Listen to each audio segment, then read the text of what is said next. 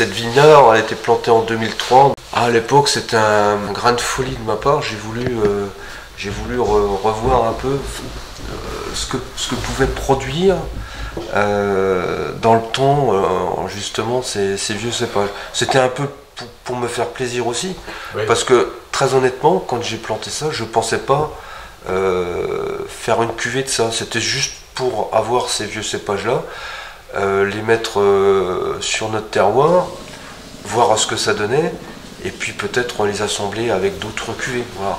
Et finalement, quand on a fait nos 2-3 premières récoltes, on a fait des dégustations et on a trouvé ça très intéressant. C'est de là qu'est née l'idée de faire cette cuvée unique. Voilà.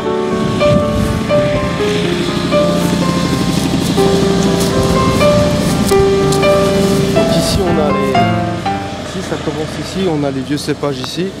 Donc là, ici, ce qu'on appelle le Fromenteau, c'est une forme de pinot gris qui était, disons que nos ascendants avaient cultivé, donc globalement en 1850-1900.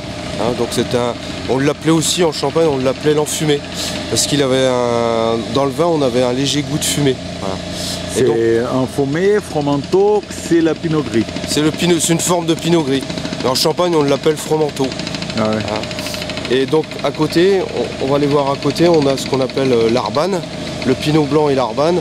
Donc le pinot blanc qu'on retrouve aussi en Alsace, qui est cultivé aussi, qui était cultivé dans le temps, mais surtout on le retrouvait surtout dans l'Aube. Et on a également l'Arbane et le Petit Mélier, qui sont deux cépages. Donc on a dans les quatre anciens cépages champenois, il y a 3 cépages blancs et un cépage qui est plutôt qu'on peut considérer comme noir, mais même si la couleur à la vendange elle est rosée, si vous voulez. Hein. Ah ouais.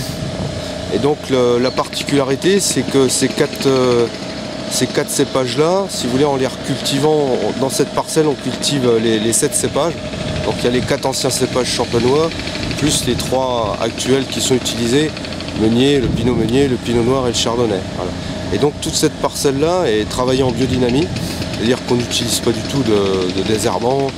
On fait des traitements uniquement naturels à base de cuivre, de soufre et des plantes, des dynamisations.